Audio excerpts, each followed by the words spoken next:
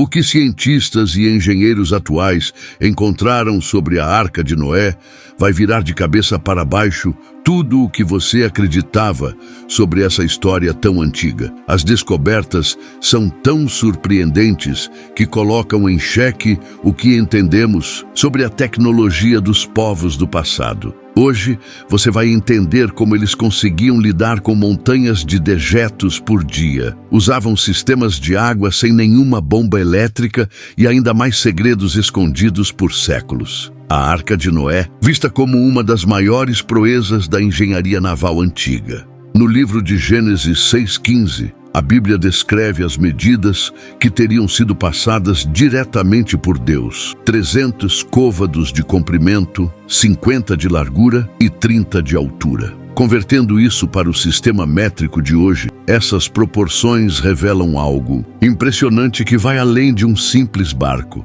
Com 135 metros de comprimento, 22,5 metros de largura e 13,5 metros de altura, a Arca de Noé tinha dimensões impressionantes para sua época. Para você ter uma ideia, seu comprimento era similar ao de um campo de futebol e sua altura equivalente a um prédio de 4 andares. Embora menor que os navios de cruzeiro modernos, que chegam a 290 metros, a arca possuía proporções perfeitas para enfrentar as piores tempestades. Engenheiros atuais descobriram que a relação entre comprimento, largura e altura era ideal para estabilidade em mares agitados. A construção desse gigante naval trouxe obstáculos imensos. Segundo a Bíblia, Noé tinha cerca de 600 anos e trabalhou ao lado de seus 3 filhos e suas esposas. Tudo isso sem a ajuda de guindastes, motores ou qualquer tecnologia elétrica, apenas força bruta e muita determinação.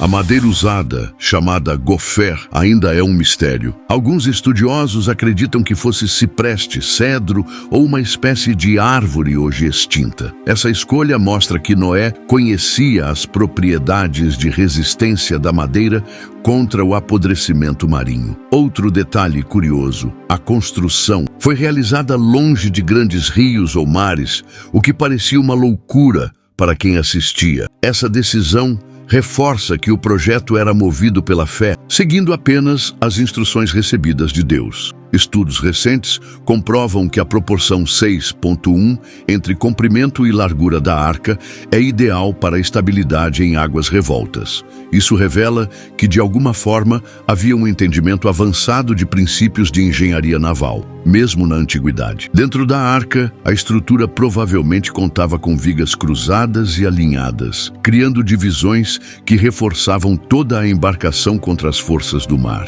Essa técnica, parecida com a usada nos navios modernos, ajudava a suportar o impacto brutal das ondas gigantes sem partir a estrutura. O lado de fora da arca era vedado com uma camada impermeável, usando uma substância chamada betume, mencionada na própria Bíblia. Esse revestimento funcionava como um escudo, impedindo a entrada de água e garantindo que a viagem resistisse às condições mais extremas. Se você reconhece a genialidade divina nesse projeto, comente agora. Deus é o maior arquiteto, mas surge uma dúvida: como seria possível colocar por toda a variedade de animais do mundo dentro desse espaço limitado? Ao contrário do que muitos pensam, não foram milhões de animais. Pesquisas modernas revelam um número bem menor e surpreendente. Estudos apontam que cerca de 6.800 animais foram levados a bordo,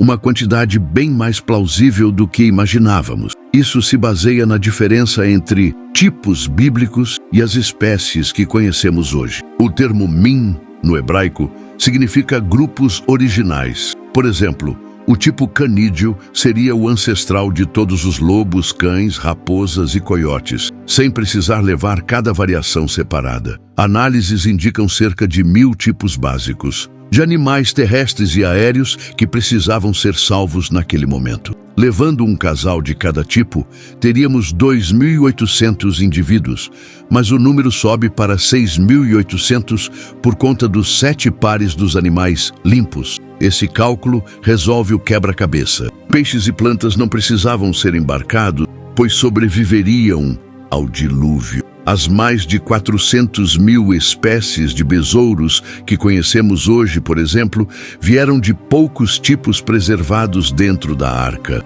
O texto bíblico revela que os animais entraram na arca de 2 em 2, como se fossem guiados por um instinto migratório sobrenatural. Esse fenômeno poupou Noé do trabalho impossível de capturar cada animal, tornando toda a operação muito mais viável. A divisão interna da arca seguia uma lógica estratégica, 3 andares, para distribuir os animais de forma funcional e segura. No andar de baixo ficavam os maiores, garantindo estabilidade. No meio, os médios, e no topo, os menores e as aves. Cada espaço era adaptado, carnívoros e herbívoros separados, répteis em áreas úmidas e as aves em poleiros especializados. Outro detalhe incrível: a maioria dos animais levados eram jovens, menores e mais fáceis de cuidar, reduzindo espaço e comida. A escolha criteriosa dos animais revela um plano avançado. A ciência moderna confirma que a diversidade atual poderia surgir daí. Tudo isso foi feito por apenas 8 pessoas. Noé, sua esposa, seus filhos e noras. Uma façanha logística impressionante. Mas fica a pergunta: como mantiveram quase 7 mil animais vivos, alimentados e limpos durante mais de 1 ano no mar? A missão de cuidar de tantos animais por 370 dias foi um dos maiores desafios logísticos mencionados nas Escrituras. O segredo estava em um sistema de alimentação semi-automático, com jarros de cerâmica posicionados estrategicamente nas jaulas. Esses recipientes liberavam ração e água na medida certa, reduzindo o esforço da equipe e evitando o desperdício. A conservação dos alimentos foi outro milagre de organização. Usaram secagem solar, depósitos secos e vasilhas vedadas. O cardápio incluía grãos, feno, sementes e frutas secas, tudo planejado para sustentar cada espécie com o que precisava. Para lidar com as toneladas diárias de dejetos, criaram pisos inclinados, que levavam os resíduos para canais coletivos. Esses canais desaguavam em um tanque que podia ser esvaziado no mar, garantindo higiene e controle do ambiente. A iluminação interna vinha de lamparinas a óleo, usando azeite ou gordura animal para manter tudo iluminado 24 horas por dia. Já a família de Noé ficava em uma área reservada no 3º andar, isolada do barulho e dos odores dos animais. O sistema hidráulico da arca foi uma obra-prima à parte. A água da chuva era captada e filtrada com areia e carvão, purificando-a para uso. Esse líquido vital era então distribuído por canais e tubos feitos de bambu ou madeira escavada, garantindo o abastecimento diário. A rotina na arca seguia um cronograma rígido. Inspeções, limpeza, alimentação e manutenção eram tarefas diárias e incessantes. Cada dia repetia esse ciclo, sem pausas, durante todo o dilúvio. Uma rotina que exigia disciplina absoluta. Para marcar o tempo, Noé e sua família usavam métodos simples, riscos na madeira ou registros em pergaminhos. A dieta da tripulação era básica: grãos, leguminosas secas, frutas desidratadas e pães sem fermento. Simples, mas nutritiva. Mas o ambiente sonoro era extremo. Rugidos, guinchos, estalos da madeira e o som constante da chuva batendo. A família precisou de força mental para suportar essa paisagem sonora intensa, dia e noite, sem trégua. Esse sistema inteiro funcionou por mais de 1 ano sem qualquer tecnologia moderna. Um feito de engenharia sem precedentes. A sobrevivência de todos os animais prova a eficácia desses métodos primitivos, mas incrivelmente engenhosos. Complexidade técnica da arca revela um conhecimento que parecia impossível para a época, uma prova da orientação divina. O sistema de ventilação era um espetáculo à parte, com uma abertura chamada sorrá, que criava correntes de ar natural. Essa corrente de convecção permitia que o ar circulasse pelos 3 andares, essencial para manter tudo respirando. Dutos verticais entre as paredes ajudavam a espalhar o ar fresco de forma uniforme por toda a embarcação. O efeito chaminé, causado pela diferença de temperatura entre os andares, renovava o ar sem máquinas ou tecnologia. A resistência da arca, em meio a tempestades monstruosas, revela uma engenharia que desafia a lógica humana da época. Seu formato retangular, criticado por leigos modernos, oferecia estabilidade sem igual em mares furiosos. Com proporção de 6:1 entre comprimento e largura, o centro de gravidade era baixo, evitando capotamentos. A estrutura era formada por vigas cruzadas como uma colmeia gigante, distribuindo a força das ondas sem quebrar. O betume não só impermeabilizava, ele dava flexibilidade, permitindo que a madeira dobrasse sem se partir. As seções para répteis e anfíbios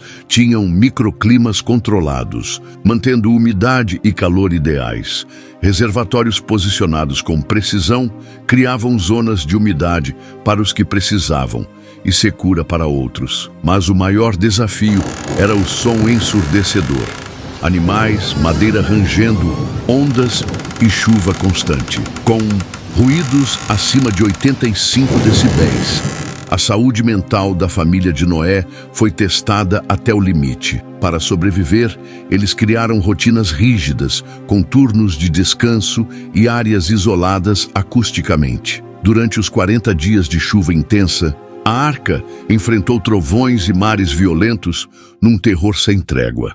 A sobrevivência deles dependia de disciplina mental feroz e uma fé que jamais vacilou. Quando a arca pousou no Monte Ararat, começou a retirada organizada dos animais para novos ecossistemas. Tudo foi planejado até o fim, desde a descida dos animais até a restauração do equilíbrio da natureza. Essa operação impecável, integrando estrutura, ventilação e gestão psicológica, desafia qualquer explicação natural. É uma prova viva de que Deus guiou cada detalhe dessa construção e missão. Se você crê nesse poder, escreva nos comentários. Amém. Eu creio no poder de Deus. E agora vamos além. O dilúvio não foi só físico. Suas marcas estão no nosso próprio DNA hoje. Toda a diversidade genética atual vem dos casais preservados na arca, inclusive nós, seres humanos. Dos 8 sobreviventes humanos surgiram todas as variações étnicas através da adaptação e seleção. Há quem questione a quantidade de animais levados, 2 de cada ou 7 pares. A Bíblia responde: os 7 pares eram dos animais limpos, usados depois para sacrifícios e alimento, sem contradição. Essa distinção, codificada séculos depois na lei de Moisés, já existia no tempo de Noé. A cada descoberta fica mais. Claro, a história da arca é mais profunda e precisa do que muitos imaginam. Essa classificação entre animais limpos e impuros tinha foco no sacrifício, não na alimentação, já que Noé seguia a dieta vegetal do Éden. Durante 370 dias na arca, eles viveram de grãos, legumes secos, frutas desidratadas e vegetais bem armazenados. A técnica de conservação usada foi tão eficiente que manteve todos nutridos durante o ano inteiro de confinamento. Mas tudo mudou quando as águas baixaram. Em Gênesis 9:3, Deus liberou o consumo de carne. Tudo o que vive vos servirá de alimento. Foi uma transição chocante para Noé e seus filhos, que nunca haviam comido carne antes desse momento. O corpo humano, feito para vegetais, teve que se adaptar gradualmente à proteína animal, num processo desafiador. Teologicamente, isso simboliza uma mudança no plano divino, do paraíso vegetariano do Éden para um mundo carnívoro. A permissão para comer carne reflete uma concessão divina diante das duras condições que surgiram após o dilúvio. A ciência moderna confirma: nosso corpo ainda mostra sinais do design herbívoro original, mesmo sendo onívoro hoje. Temos intestinos longos, dentes trituradores e baixa acidez estomacal, mais próximos dos vegetarianos que dos carnívoros. Essa mudança na dieta marca uma ruptura com o estado perfeito do Éden, inaugurando uma nova fase para a humanidade. O arco-íris, colocado no céu, selou essa nova aliança entre Deus e os homens, uma era de adaptação e sobrevivência. Se você vê nessas transformações a prova do plano divino, comente agora. Amém? Eu creio no poder de Deus. E para continuar essa jornada de descobertas, clique no vídeo que está na tela e venha desvendar os segredos bíblicos. Que o Eterno continue cuidando de todos vocês. Forte abraço e até o próximo vídeo.